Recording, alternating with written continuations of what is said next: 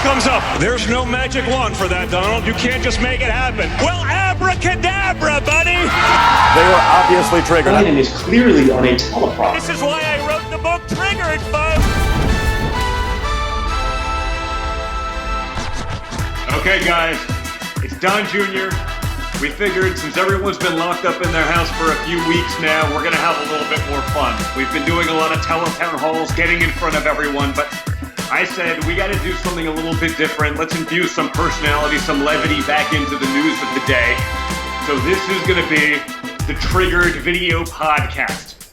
Figured I spend most of my day triggering the left. We might as well have some fun with that. So I have some special guests today. And I've also drank about 6 Red Bulls.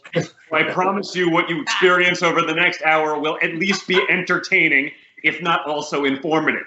So with me, I have my quarantine partner, Kimberly. It is actually our 2-year anniversary of our first date. So Kimberly's been romanticizing me all day long, as she has for the prior 2 months that we've been trapped together. She has not yet tried to kill me, but the day is young. Yeah. Whenever I have an open mic, that usually leads to a lot of trouble to begin with. So we pray. Right, Princess? Yes. Okay, that's we're right. Praying he behaves. I'll kick her out after segment 1 because I have to go cook your dinner. I'm only so willing to risk so much punishment. There will be plenty, but we'll have some fun. I also have Chris Carr from the campaign, who's been doing an incredible job with our ground operation, and Dave Bossy, who we were just talking about. Since this is called Triggered, he said, that's a #1 New York Times bestseller, my book. I said, well, there happens to be another New York Times bestseller on here, Dave Bossy. And he says, well, actually, I have 2 #1 bestsellers. So Dave Bossy throwing out the little bit of, humble shade there. He's an overachiever. A lot of personality today. A little bit of a smartass for a political topic, but that's okay. And again, I think we're going to try to have some fun with it. So you guys have. I was never #1. We were never #1. That's true. Only I am #1, David. Know your damn place, okay? This is. It's your show. What I'm going to do is pad my ego for the next 1 hour so that Kimberly can then deal with me one-on-one alone. It's gonna be awesome. It's gonna be awesome. And yes. Yeah. What, you think? I think so. I mean, I don't know. The wall's already exploding, expanding from the ego is growing. So Bossy and Chris, I'm counting on you two to bring him down a notch or 2, okay? Triggered. I don't know why we'd want to, though. Again, I mean, we have some good stuff to talk about this week, because in all fairness, we have plenty of time to compile all of this information, right? We're seeing it all. But what was most amazing to me, and I saw it, I think it was on Fox News and the Daily Wire, first and foremost, U.S. intelligence. So this isn't like Trump campaign people or something like that. The United States intelligence declassified documents that, of course, the mainstream media would never even think about touching, saying that Osama bin Laden had letters and correspondence going back and forth with some of his other leaders about how he wanted to assassinate then President Obama because it would put Joe Biden in charge as vice president. He would assume the presidency. And he's so grossly incompetent, essentially, that in and of itself would destroy America. Now, to me, this is some amazing material. Because, I mean, think about it. Osama bin Laden, enemy #1 at the time of America, wanted this guy to be president because that in and of itself would do as much damage as Al-Qaeda could probably do to the United States. Now... He knew he was a little ahead of his time. I mean, you can't even make this stuff up. And so I saw that, and so of course, I saw it on Daily Wire. I think I then saw, Fox did a little blurb, and I'm looking around everywhere else, and I'm shocked. And you guys are probably shocked too that no one else would cover this. Because it does seem pretty relevant given that this is who they end up with. What are you guys' thoughts on this one? Well, I'll just say that if we remember in the Situation Room, when the Navy SEALs were going in to kill Osama bin Laden, Joe Biden was asked, should we do this? And he didn't want to kill Osama bin Laden. Okay, well, Joe Biden did not want to kill him. Well, that's true. But I wonder, because if Trump was in a similar situation, you got to wonder, I mean, did Joe Biden maybe know something that no one else knew? Because imagine being the only person in America who didn't want to take out Osama bin Laden, but now you found out that you got the coveted, and I'm not sure it's coveted in a good way, but coveted Osama bin Laden endorsement posthumously. Oh my God. Sort of a big deal. I mean, people should know that. Osama bin Laden essentially endorsed Joe Biden because he believed that would destroy America. And endorsed Joe Biden before Barack Obama did. Fact. That's true. We choose truth over facts. Just saying. Osama beat Obama to the endorsement of Joe Biden, which is definitely special. And you know, again, no one's going to cover this, Chris Carr. Of course, you know we're used to that, but I figure we cover it here. Right. That's right. Well, you know, it verifies what Obama's Secretary of Defense said in his book, which came out, I think, in 2014. And former Secretary of Defense said that Joe Biden was wrong on nearly every foreign policy position. I think he's been wrong on nearly every major foreign policy and national security issue over the past 4 decades. Would he be an effective commander-in-chief? I don't know. I don't know. I think I stand by that statement. So, I mean, that just verifies it. I mean, and right. that's scary. If you're that this a guy's Michigan running. auto worker, what do you make of this? Because again, you know, we see the mainstream media and we know the narrative and the spin and all of the nonsense that they will put on everything. But if you're a regular American and you see that, wait a minute, Osama bin Laden wanted this guy to be president because he's so grossly unprepared for the job. And by the way, let's not forget, this is like 10 plus years ago. That's right. And that was when we could all still pretend that Joe Biden was still a lucid individual as opposed to, you know, a guy that's so far over the hill that you can't even imagine. I mean, I always say if Donald Trump made one of the daily Joe Biden blunders, they'd be calling for the 25th Amendment. Every television psychologist would be on TV saying, remove Trump, he's got dementia, he's got Alzheimer's. Joe Biden can't remember where he is 50% of the time. He gave a press conference last week, Chris Carr, where he had 2 points to make about the coronavirus, and he couldn't remember either of them. Now, that to me is scary in and of itself. Like, if you at a 35-point press conference and you forgot point 27, okay, I'll give it to you. Right. He had 2 points, and he couldn't remember either of them. He's sitting there like on this camera trying to get people to, you know, and give the 2 points were corona and virus. Yeah. They called it COVID-9. I mean, this guy. Coronavirus. This COVID-9 is one strain of that. I mean, I think Osama bin Laden was actually right, and I don't say that lightly. There's probably not a lot that I would agree with Osama bin Laden on, but on the case of Biden's competency, I think he actually nailed it. So I'm actually with him on that one issue. Nothing else, because if I don't put those caveats in there, the media will run and have fun with this. You know, so if you're a Michigan auto worker, Chris Carr, what do you think they're thinking about the Osama bin Laden endorsement of Joe Biden? Well, first of all, I'd be scared to death. Any American citizen should be scared to death in hearing that. But let's just back up a couple of weeks ago when we were going virtual in our campaign. He even admitted, I'll give him credit for that, Joe Biden, that it took him 4 days to figure out how to use Skype in his own basement. At home, they had to set up. It took about 4 days to be able to have the power and the capacity to set up in my recreation room where I'm sitting now, the ability to communicate like I am now. So, and God knows what else he's doing in his own basement, but he said that. So I just think it just adds to that narrative. This guy is not fit to be our commander-in-chief. I don't believe, as I sit here right now, that Joe Biden is capable of serving 1 day as president. He is not capable of doing it. Look, first of all, Donald Trump is going to demolish Joe Biden in the debates come October. If you thought what he did to Crooked Hillary was amazing in taking her apart, right? Crooked H. It's just awfully good that someone with the temperament of Donald Trump is not in charge of the law in our country. Because you'd be in jail. Secretary Clinton. till he gets his hands on poor old Joe Biden. It will.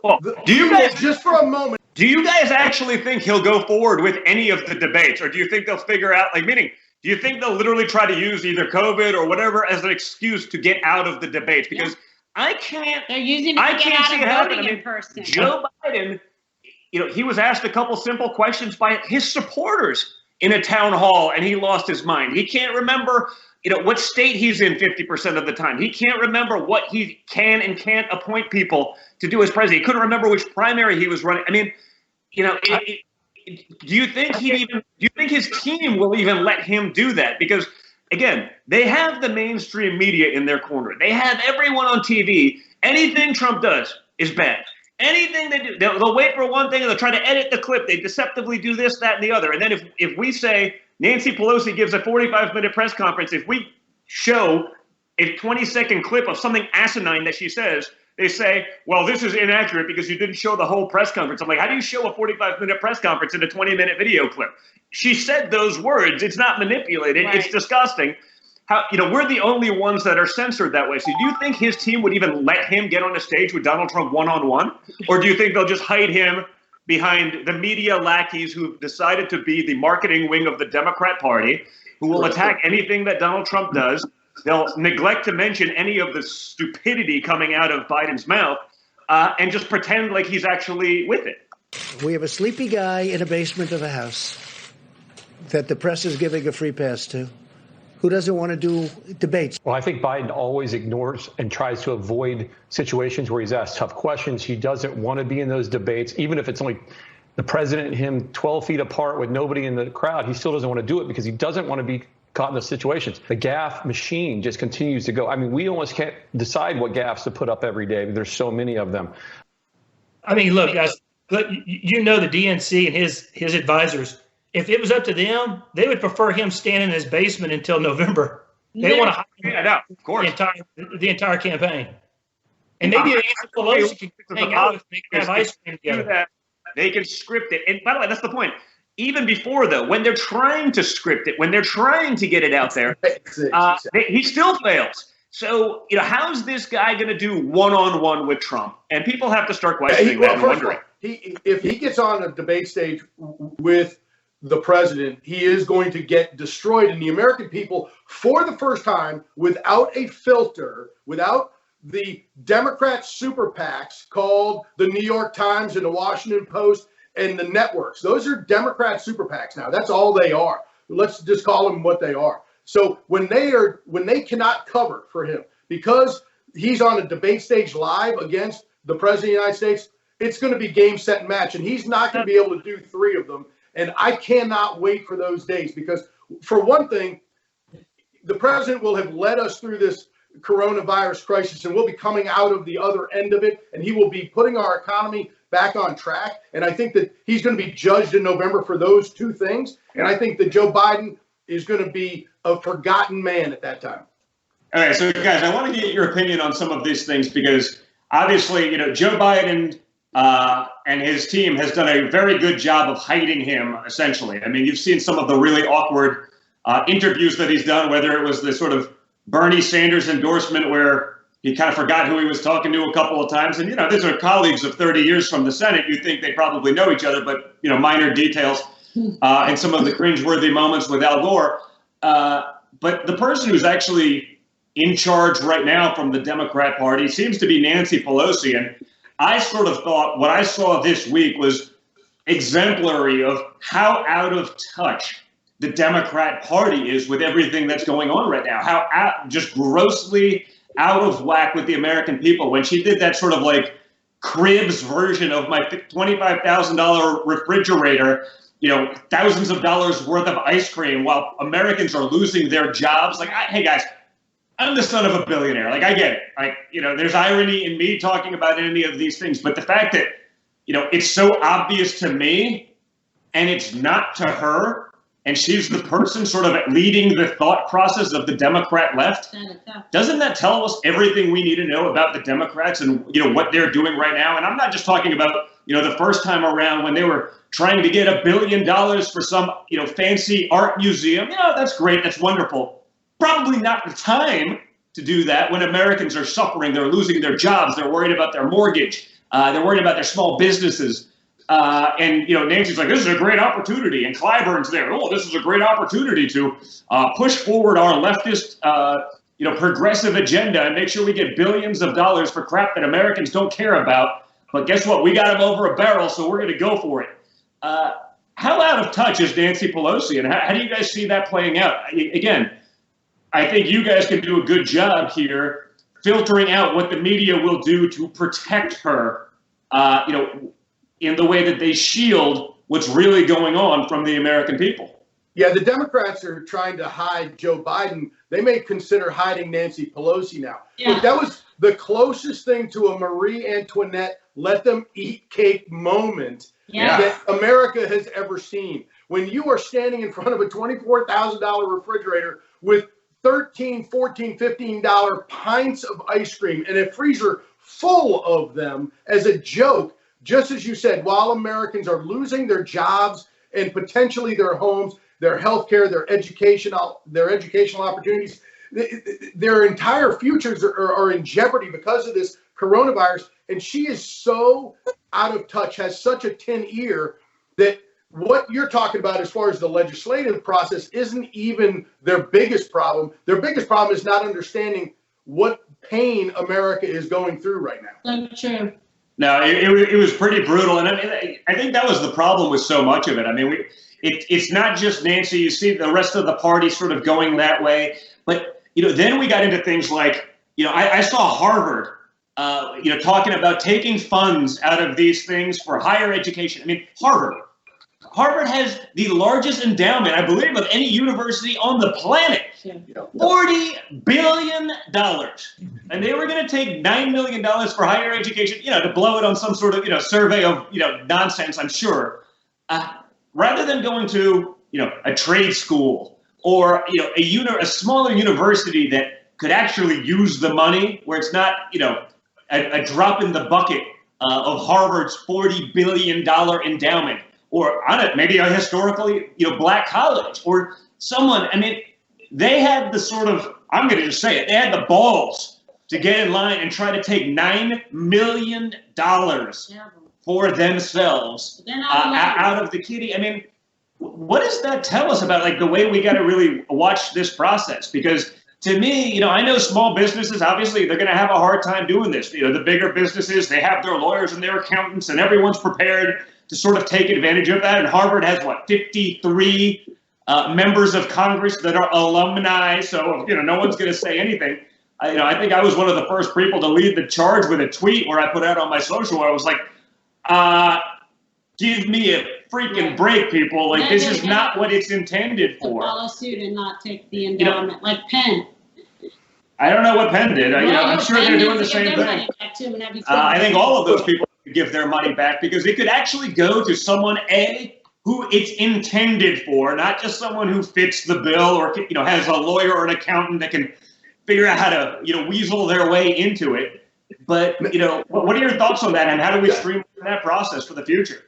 Don, before I let Chris talk about LSU, I would just like to, because that's all he'll be able to do, right, is look, Harvard fired their cafeteria workers. They fired their janitors and their maintenance workers. They did not give refunds to their students who have lost their semester. Okay, distance learning is BS. I have a daughter that's at the University of Alabama, and I see her home trying to do this distance learning. It's no good. Don't shake your head at Alabama there, Chris. I saw what you did. I saw it. So, okay,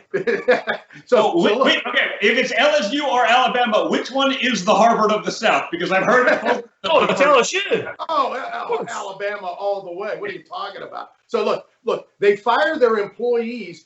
And as you said, $41 billion endowment, $9 million is a rounding error to them, where a smaller college, $9 million could save them. There is a difference here. $1 million probably saved 9 colleges. That's and right. Thousands of jobs and or a small business. Now, they took from the educational fund, but it feels like the university that needs it absolutely the least. We're like, you know what? Why don't we just take some too? And it's that mentality I sort of feel that's literally exemplifies the mentality of the Democrats in Congress, who are either going to say, we're never going to let a crisis go to waste. I mean, you literally heard Clyburn say that. You see what they're doing right now when they're forming another oversight committee to look at Trump's. There's 9 oversight committees already, or 8, but they need to create the Joe Biden inside of Congress attack fund to go after Donald Trump, because that's all this is. This is version number 7, 8. I lose track of all of their attempts to try to make it seem like this is a bipartisan process, and it's them weaponizing Congress, and their media lackeys will run with the talking points, even though there's 8 oversight committees already in Congress designed to literally do this. This is their job, but no, we got to control and create a new one that we're going to stack with all of our people who are conveniently going to get all of the airtime on MSDNC and run with all of these things. And, to me, it's getting really old, but you see these systems and the deep state sort of functioning, whether it's the Harvards of the world, it's the people who not intended to benefit from this stuff are the people that are taking the most advantage of it. And we got to figure that out. But in my opinion, all of this explains the success of President Donald J. Trump. Because you were talking about that auto manufacturer worker in Michigan. They see through all this BS, because that's what it is. Okay, but can they see through, Chris? Can they, when they're bombarded every day? It's different. You, me, even Kimberly, we're watching this stuff 24 hours a day. Her probably more than me, because she's still working at 2 o'clock in the morning when I'm like passed out and snoring. But the average guy who's just working hard, trying to pay his mortgage, was living the dream under the Trump economy in January, they're bombarded with this news. Now, they may only consume 5 or 10 minutes of news a day. I mean, do you think they're able to see through the messaging that is constant, that is, Joe Biden can do no wrong, and even though he doesn't know where he is, what he stands for, what his position is, that he's contradicted himself 50 times in the last week, he's right, and Trump is bad, and, are they able to get through that? Because, man, there's times if I watch 5 minutes of CNN, you want to go shoot yourself. I mean, it's depressing. It's totally depressing. But 2016 proved that people get their news from other sources. They get their news for having conversations with us, just like our Trump neighborhood team leaders throughout the country. I mean, they know the president's message. Their job is to amplify his message in their communities and talking to their neighbors. People trust their neighbors and their friends and their colleagues far more than CNN or whatever lamestream media outlet that there is. So, go ahead. Because Chris is exactly right, and let me just talk a little bit about the undervote. What in 2016, when we were working on trying to figure out our path to victory, we saw Brexit right in the rearview mirror at that time. It's many years ago now, but right in the rearview mirror, that undervote, those people who lied to pollsters, the great vast amount of Americans don't get polled by anyone, but they also lie to pollsters because it's not cool to say I'm for Trump. Yeah. So well, we saw that, Dave. I mean, you were with me. I was, when we were like, even on election day in 16. I mean, I remember being down on your guys' floor and being like, man, we're underperforming here. I thought we were going to win this one by a few points, and it was like this many people voted for Hillary, this many people voted for Trump, but there was this many people that sort of gave you the finger, and it was like, that's right. Wait a minute, like what that person says, like, screw you, I'm not telling you who I'm voting for. It's like, that's a Trump voter. Congratulations, we're actually ahead, and we were right. That's exactly right, and I think we're going to see even more of that with the last 3 years and almost 4 years by the time Election Day happens. The American people have been bombarded, have been treated poorly by the media, spoken to like they're dumb, like they're stupid, like they don't know what is best for them and their families and for America. And I think they're still lying in even bigger numbers to pollsters. And I think that we're going to see on Election Day that it's all going to come back our way. And it's just these people are not sampled correctly. The pollsters have not figured it out. But if I can add that, we got to transition. I think we're going to say bye to Kimberly. I gotta go cook dinner. Bye, Kimberly. Because what do we have? if I don't eat, then I get really hungry and grumpy Don is just going to get in more trouble than I already get myself into anyway. So Kimberly, happy 2-year anniversary. All right. Happy anniversary. We're just going to go to commercial. We'll be back in a few seconds, guys.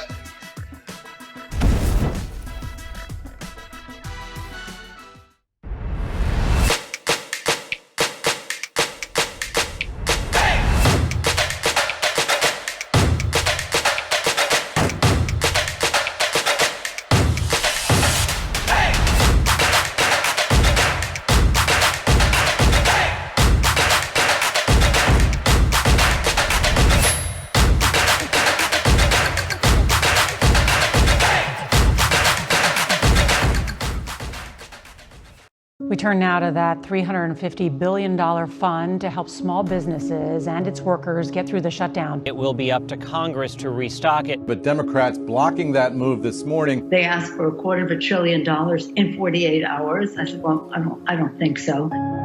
They objected, and I congratulate the Senate Democrats. Speaker Pelosi, what are you going to share with us from your home? Chocolate candy.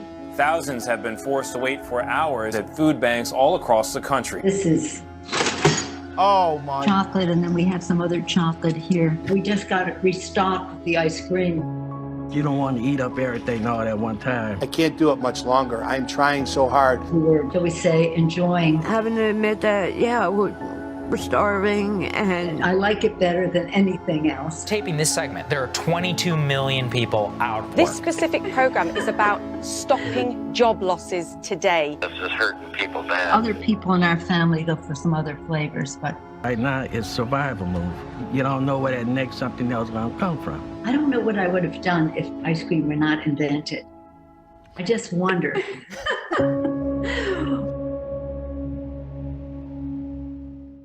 Hey guys, we're back with Triggered. Apparently we were not really in commercial break and they kept rolling. So if you guys want to see the outtakes and have some fun, we were just talking about levels of worthlessness. I mean, and I think, there's Joe Biden worthless, which is really, really worthless. And then there's, Dave Bossy, who we just said is not entirely worthless. He actually scripted something every once in a while. You noticed a lighting thing in the background. So, Dave, we appreciate that. But Hey, Dave, you wrote a great op-ed this week.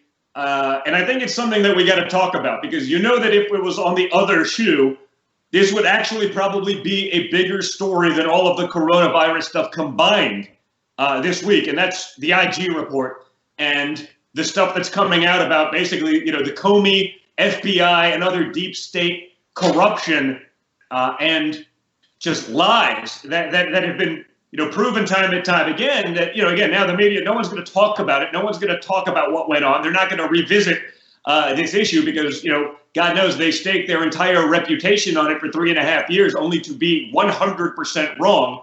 The New York Times won Pulitzer Prizes, who, I'm sure they're not giving them back, even though the reporting is 100% fictitious at this point.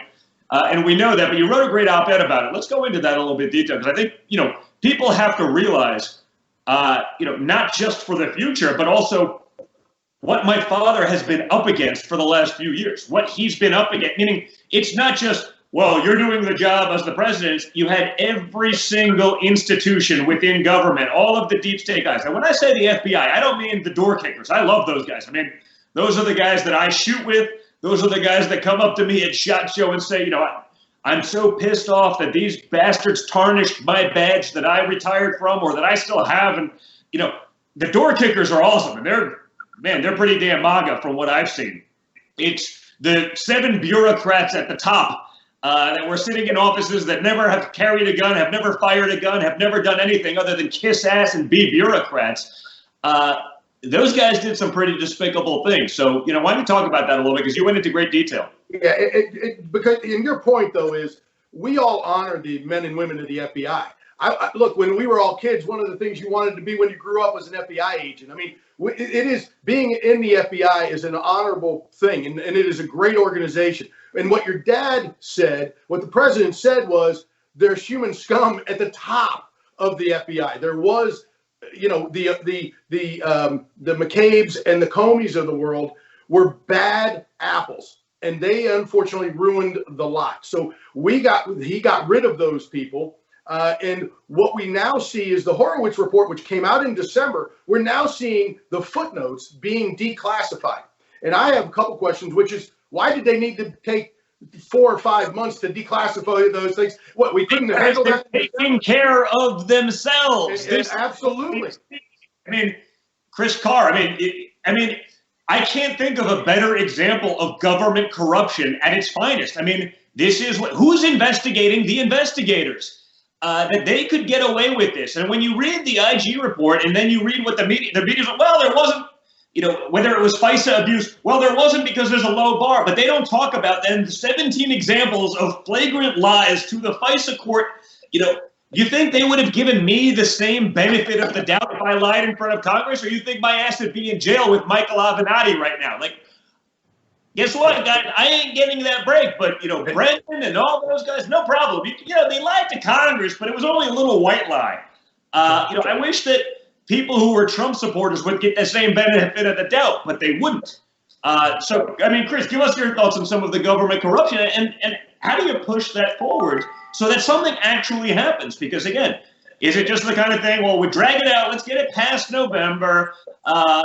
Maybe if the other side wins, then we can just make this whole thing go away, and America's going to forget that the leading group in the FBI and other intelligence things were literally plotting a coup against the duly elected president of the United States. Now, I know according to the media, that's fine because the president is Donald Trump. But imagine, George Bush tried doing this to Obama on the way out. You wouldn't be able to end the sanctimony. You wouldn't be able to end the outrage that would come from the media. But in this case, they're just like, nothing to see here. Let's move on. Let's move on.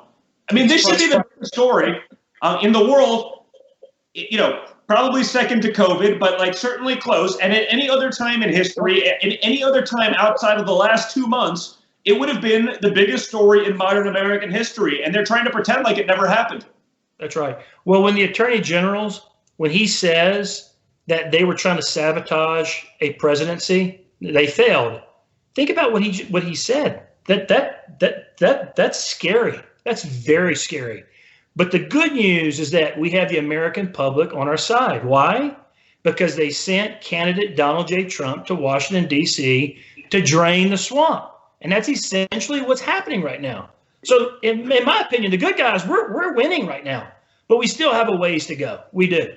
Well, look, Mueller is over. They're going to use this time to pretend like it didn't happen, Dave. How do you get them to act? How do you get them to not push it beyond November, where they can then again magically pretend that it never happened? I mean, how do you get them to act without them being able to do? Oh, I can't believe that the investigative arm of the DOJ could possibly be focusing on something like. I mean, that's their job, right? Their job is not anything to do with COVID-19. The DOJ's job would be to focus on these sort of things, but the media will immediately turn, me saying, hey, maybe they should actually look at this into, I can't believe Donald Jr. would say they shouldn't be focused 100% of their energies on COVID-19, even though that's not what they do. I don't think the DOJ adds any value to the COVID-19 thing. They can still do their daily job. So how do you get that to happen without sort of the what is coming from the other side? Again, to defend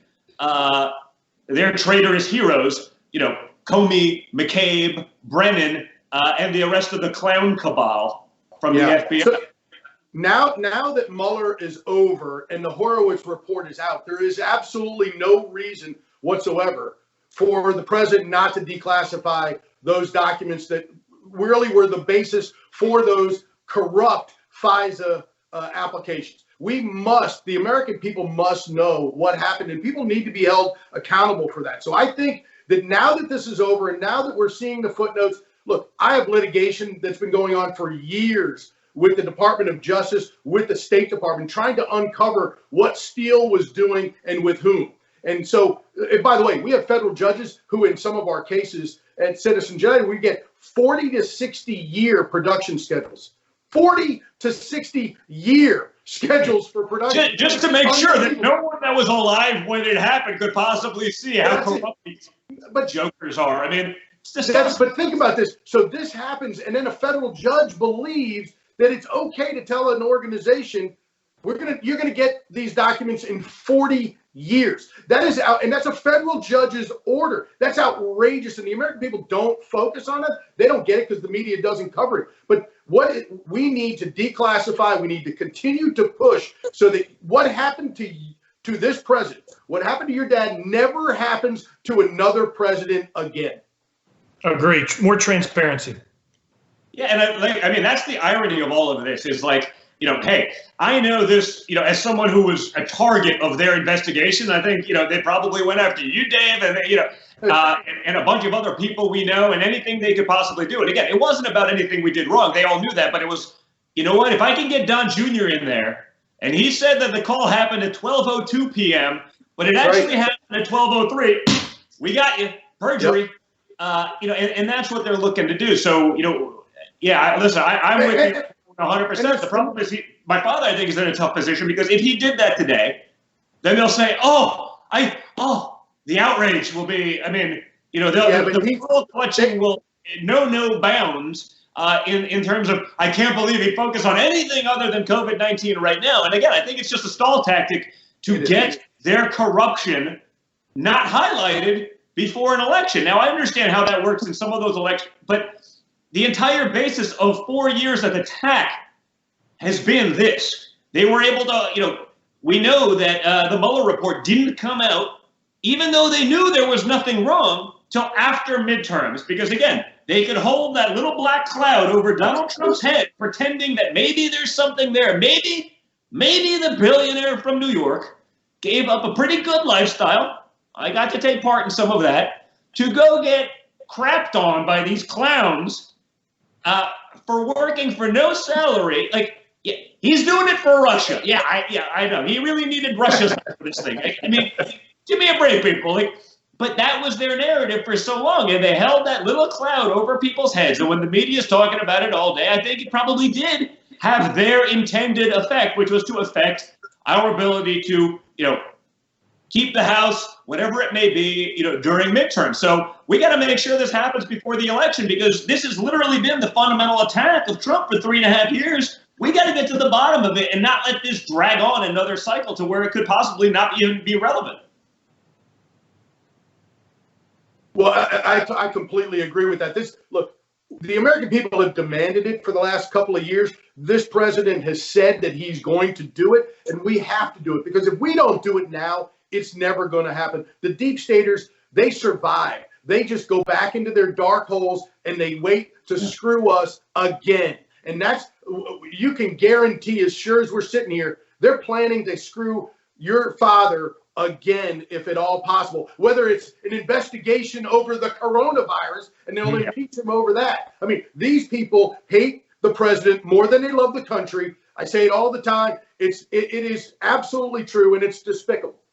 Well, by the way, 100%. And by the way, while we're talking about screwing people, let's talk about China.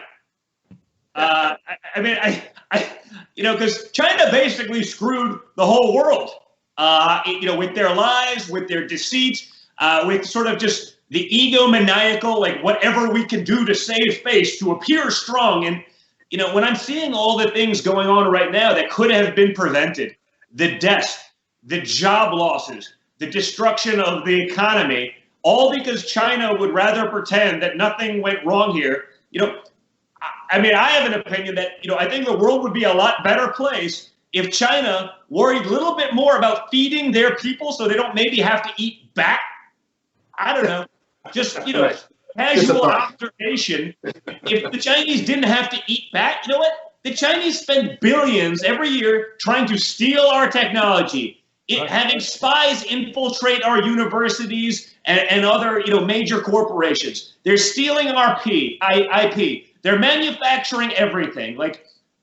If they focused a little less on stealing our military technology and a little more on feeding their people, maybe we wouldn't be in this place. But what's sort of driving me, and what's really been frustrating to me for the last few weeks, is watching the media literally run with the Chinese communist regime propaganda talking points to attack Donald Trump. The mainstream American media is saying China's the good guy in this thing, when it's obvious that they're not, when it's obvious that they lied, when it's obvious that Donald Trump was ahead of the curve by shutting down travel from Wuhan. China shut down travel, apparently, from Wuhan to its other major cities. But they kept letting people fly internationally to get everyone else in the world sick. Who's going to be the guy to hold them accountable?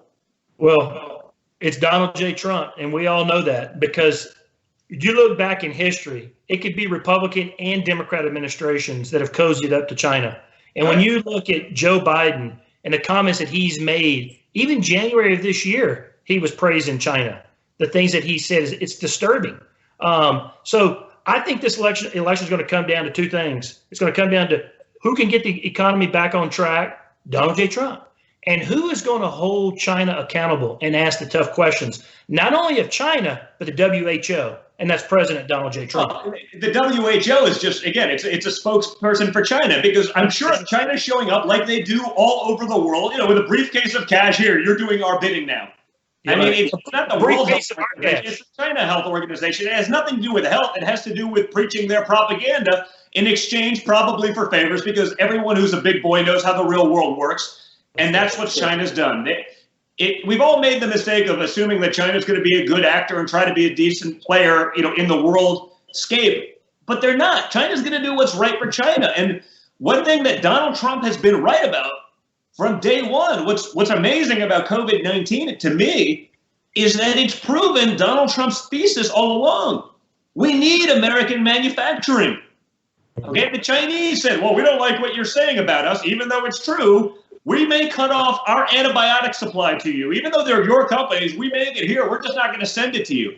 You hear all about the games that they're playing with the processes for sending us, again, medical equipment. You hear about the medical equipment that they're sending that's faulty and having to get sent back and resent, and it's faulty again.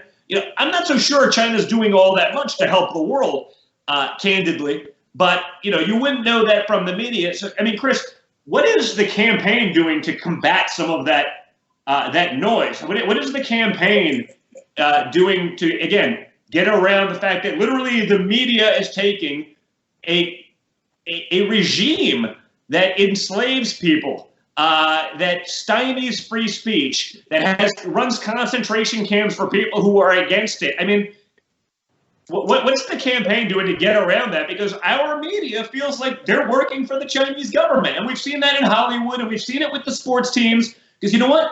You don't go against China, because guess what? You go against China, that money goes away really quickly, and it's a lot of money. I think the campaign is focused on the contrast between Joe Biden and President Donald J. Trump, and how both of them look at China as a partner. Look, we all know President Donald J. Trump has been very respectful to their leadership for negotiations. And he's been winning these negotiations. We went from getting ripped off in trade now to fair trade. And we, the campaign, and our volunteers and our surrogates, we've got to remind people about what these past administrations have done, just like Joe Biden and Barack Obama, that administration did, in selling our jobs, manufacturing jobs to China. Whereas President Donald J. Trump is bringing these jobs back through these fair trade deals. And Dave, you've been working on some virtual events and talking about these things. What do you think? Is it having an effect? Do people get it? Oh, the American people are starting to get it, I think. And we have 7 months to educate people on this. But President Trump, long before he was President Trump, was talking about the danger of China's economy and the danger of China using American taxpayer dollars to build their country while our debt was increasing. Mr. Trump, long before he was president, was talking about how we must, for a national security issue, decouple our economy from China. And the American people are finally seeing it crystal clear, because it's always muddied by the media and they don't get it. But when the masks are sitting in China, they're only made in China. They're sitting in China. China sends the virus around the world. Let's just be honest. China exports the virus. Okay, we get it from China. It's the Chinese virus. We all know it is. But no, Dave, I'm told that is racist. Even every other major disease in the history of disease is literally named after the point of origin. But because Donald Trump said it, that's no racist. The other I think that I always have to make about China, just since I've been attacked so much over the last few years, is Hunter Biden takes $1.5 billion from the Chinese government for his fund. I mean, it's a fund. Now, no one's ever heard of him as an investor. He's not like exactly a Wall Street tycoon. But the Chinese government gives him $1.5 billion after he travels with Daddy on Air Force Two to negotiate with China. I'm not sure. What do you think the media would do if Donald Trump Jr. took $1.5? Not $1.5 billion, guys, because that's about the difference. You go $1 billion. So if I took $1 billion, $1.5 of what Hunter took, they would lose their minds. But more importantly, what people don't understand when they're like, oh, they just invested in his fund. No. a typical fund structure, and Dave, you guys can both, get this and agree with me that a typical fund structure is a 2% management fee and 20% of the upside if you make profits in the fund. A 2% management fee on $1.5 billion is $30 million a year to Hunter Biden's fund. Minimum. 30 a year, not a one-time deal, right. Annually. I mean, do you think that the media would have a problem with me taking $30 million a year from China? And maybe you think it helps explain why Joe Biden's on TV saying, China, I mean, they're not a threat. Who are we kidding? They're not a threat to us. I don't know. That's a buttload of reasons. That Joe, not exactly, there's a reason they call him Beijing Joe and Joe China, because Beijing Biden, his son's making more money than virtually any American in this country to do something he has no skill set in, not because he's a great investor, but because they bought and paid for them. And again, you're not allowed, I say that and they fact check. They say, well, he's got another minority partner in the fund, so he's not getting $30 million. Okay, he's getting $29.5 million because someone, I mean, this is really what the people watching before we go back into commercial break have to understand. I mean, this is the filter by which the average American is getting their news. That is the level of bias. It's not just a little bit of a liberal twist on a point. They can totally disregard something that would be the biggest outrage in the world as far as they're concerned from the other side. But because it's Joe Biden. No. Yeah, he got $1.5 billion. We admit it. They admit it. There's nothing. But always that same thing. President Trump made a totally unsubstantiated claim about Hunter Biden and his father. It's not unsubstantiated, you crooked son of a guns. It's 100% true. So, Bossy, finish up with the last word before we go back to the hypocrisy. I'm getting triggered.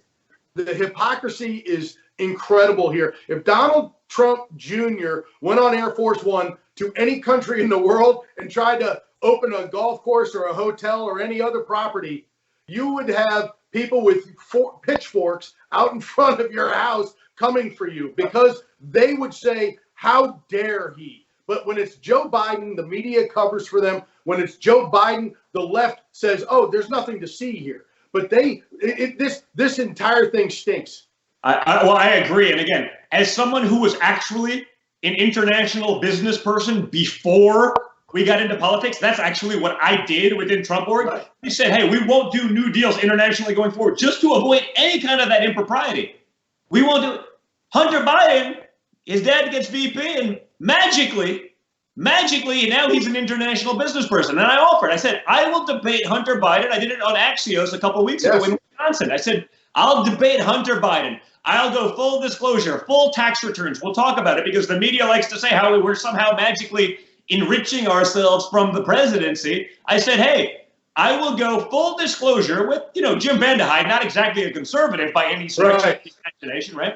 I said, I'll do it. And no one said anything. And, they'll say, Don Jr., he's an idiot. Hunter Biden is a, incredibly well-educated Yale lawyer. I say, then he should want to debate me because he can finish me. He would destroy me in the debate because, according to the media, I wrote a book, but I can't read. So you would think they would want that to happen, but no one's pushing for it to happen because they know it's BS. They know it's literally bullshit. And I'm going to say that here because we're not on actual television and I can get away with it, but it is. And we got to talk about it. Let's go to commercial break and we'll come back with Triggered with Dave Bossy and Chris Carr. We're having some fun here, guys. Thanks for tuning in.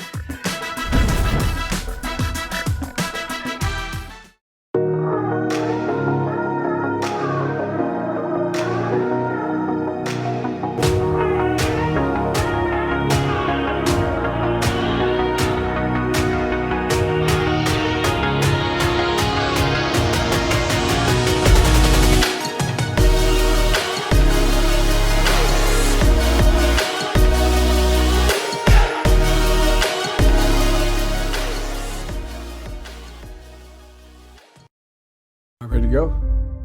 This is a crisis. This is no time for Donald Trump's record of hysterical xenophobia.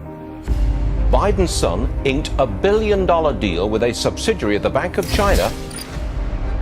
China is going to eat our lunch? Come on, man. They're not bad folks. Since the outbreak, the Communist Party has been mobilizing overseas organizations to buy local supplies and send them to China. It is in our self-interest that China continue to prosper. What a beautiful history we wrote together. Banning all travel will not stop it. The president is right. That travel restriction on China, as every public health official we've talked to said, bought the country time. That was a very smart move right there. Hysterical xenophobia. Xenophobia. I complimented him on dealing with China. I'm not going nuts. Okay, guys, we're back with a little bit of the triggered Facebook podcast, videocast, whatever the hell you want to call these things. Having some fun this Friday night with Dave Bossy and Chris Carr of the campaign. We had Kimberly join us earlier.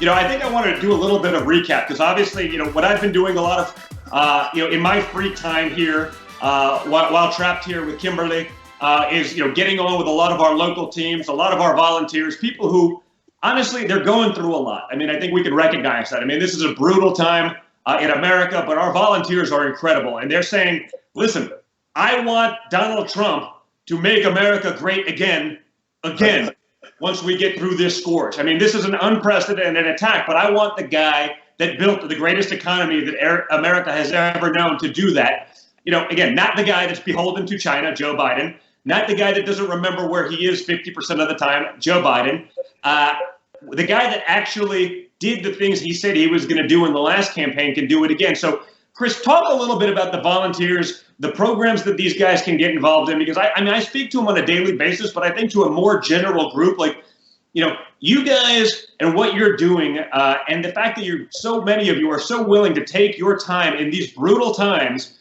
to be able to help us out, to be able to get things going, to be able to keep fighting for my father, and honestly for the America that we all know and love, those freedoms that you're just not going to see from the other side as you see them sort of the Democrats becoming the party of socialism and communism. And guess what? When Joe Biden doesn't know where he is, who's going to be the guy actually making the decisions in that administration? Guess what? It's going to be the voice boxes of the left. It's going to be Nancy Pelosi, who's being driven by the people in Congress who have no idea what they're talking about, but they're dead set on socialism and communism. And that's AOC, Rashida Tlaib, the Hamas caucus in Congress. What can our people do? Because this is important, guys. Listen in, and if you guys can give us, a little bit of your time while we have some of this downtime, or while we may be self-quarantining, I think it can really pay dividends to help building our team, driving our digital efforts, and keeping things going. Because this isn't a fair fight. We are in, a battle that is an uphill battle against a mainstream media, against a social media, complex that's doing whatever they can to censor the strong voices who are out there speaking facts, speaking truth, coming up with the things that are going viral. You don't see that on the other side. And then obviously you got the Hollywood side. So there's so many influencers on the other side that are just, that can attack unchecked. If we do the same, we're stymied, we're deplatformed, we're literally thrown off of Twitter and Facebook and Instagram. This is how you can really help us. So, Chris, why don't you give us the spiel? Well, first of all, thank you very much for having me on tonight. It's a true honor to be on your first show, Trigger. It was a lot of fun, too. And thank you and Kimberly for always participating in our program and doing these video conferences around the country for all of our volunteers, especially during this time with this virtual campaign. Speaking of the virtual campaign, I think everyone needs to understand that what your father started is not your traditional campaign. It is a movement, which is why the rallies are historic. This is my 6th presidential campaign. I've never seen anything like it in my life. We don't beg for volunteers in this campaign. They come to us. And guess what? They're all new. He's brought all these new people off the sidelines because of all the things that we spoke about tonight, which are so important for our country. So a couple things. I would ask that everyone go to the Apple store on their iPhone. They can download. It's a brand new app. It's the official Trump 2020 app. It is cool. I was playing with it a little earlier. It's got tutorials on how to do Trump talk. You don't have to drive any longer, 15 minutes away from your house to do a phone bank. You can do it from the comfort of your home. And what a great time to do it during a virtual campaign. It will also teach you how to become a digital activist right from your iPhone. So that's one thing. Another thing is we ask is that if you can just text Trump to 88022, that's another way to get involved. But everything that we're talking about tonight, and a lot of what we were talking about was the mainstream media and how they don't give us a fair shake. They don't give your father a fair shake. And when they don't give President Donald J. Trump a fair shake, then they're canceling all of our voices out.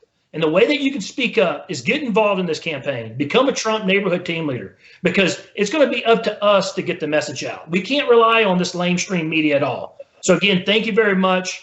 Let's please get involved. Our goal is to have 2 million volunteers. We're at 1.2. We get the 2 million volunteers. That will be historic. Yeah, and one thing I would say, and I say this to a lot of our, especially the young people that are involved, because, honestly, and I've learned this in politics a little bit older, but I learned it from my father at a young age. The more you have time to interact with people in this way, it's not just going to help us politically and you sort of extend this American dream that we've been living. It's going to help you in other ways in life. I mean, being able to break out of your comfort zone. I mean, utilize this, as a, sort of a self-learning tool to be able to get out of that comfort zone, talk to a stranger, convince them. I mean, that thing, I learned that early on in life when my father was like, sort of in our family, it was you don't get anything you don't ask for. So being able to step out of your shell that way for our young volunteers, I think will also pay dividends. You're going to learn a lot just in that process about yourself. So if you have that little bit of free time, download the app, go to DonaldJTrump.com, check out the options of, what you can do. And again, there's going to be people that feel comfortable with one thing, but the more you do these things, the better you're going to get at it. And again, I think they're going to pay dividends in other parts of your life, totally outside of politics. I just think it's something that you'll be able to do to help better yourself as well.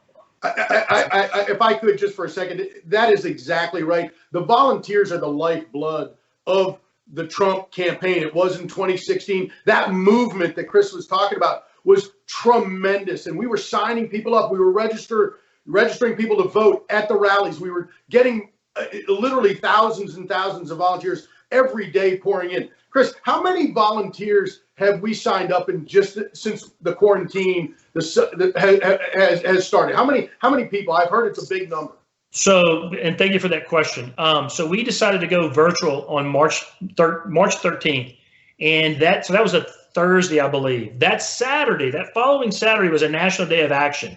And since that time until last week, we've had right at 276,000 new volunteers. Now, let me put that in perspective, guys.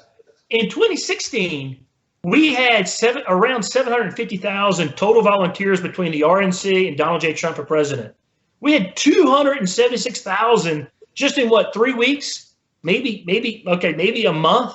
That just goes to show you the popularity of this president, the appreciation for this president. If I may just say this too, Don, is that being from Louisiana, I've lived through natural disasters with Katrina and Hurricane Rita. I've seen we've all seen the ups and downs of our lives and of our country, frankly. But to see this president and the way that he has responded to this pandemic, something that we've not seen since 1917, the transparency of this administration, the fact that this president every day does a briefing and takes questions from people who are trying to ruin his presidency. I mean, if you want to get the news, tune into a briefing and watch the president and listen to his answers. And he's out there for over an hour. I've never seen that before. And this is something that I'm telling you, the American public, and it shows in our volunteer numbers, they appreciate what he's doing and they want 4 more years of it. And we're all going to work hard to make sure that happens. Yeah, and you'll never see that again. The media won't talk about that, right? The Obama, they wouldn't even, Mr. Obama, would you like a glass of water? Oh, very tough question. No, I'm good. Oh, you're wonderful. You can do no wrong. I mean, you're right. It is different. I mean, each one of these people literally has an agenda, and that is to destroy Donald Trump. And he'll still give them 2 hours of questions. And, he'll call them out when they're full of it. Because, I mean, most of the time, they don't even know what they're talking about. They don't literally know.